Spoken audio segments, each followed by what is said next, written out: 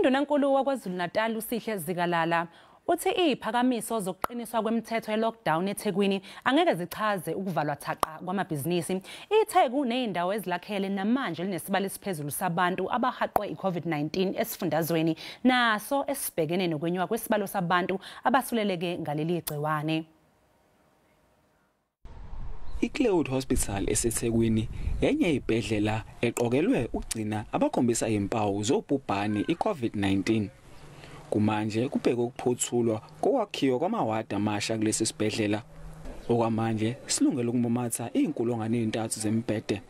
uZikalala uchaze kabanzi ngesimemezelo sakhe sokuthi iTheku lizoqhubeka noqinisa imigomo yomvalela endlini yize izwe lonkana lizonciphisa eminye imigomo ngasekupheleni kwaleli sonto.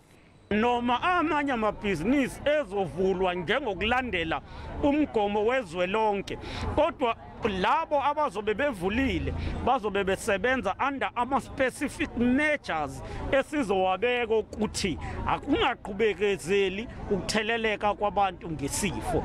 Umasipala weTheku uthi sebethathe izinyathelo eziphuthumayo zokuzama ukugwema ukukhula ngesivinini sabantu abathelelekayo. Esikwenzayo siyafumigate eindaweni zepublic ikakhulukazi ama-taxi rank nala nje ekuhamba khona abantu bakithi. UNdunankulu uphinde wamukela izinkulungwane ezintathu zezimfonyo nama-gloves okunikelwe inhlangano engenzi inzuzo iMuslim World League. Bongani Gema, indaba ze-SABC eThekwini.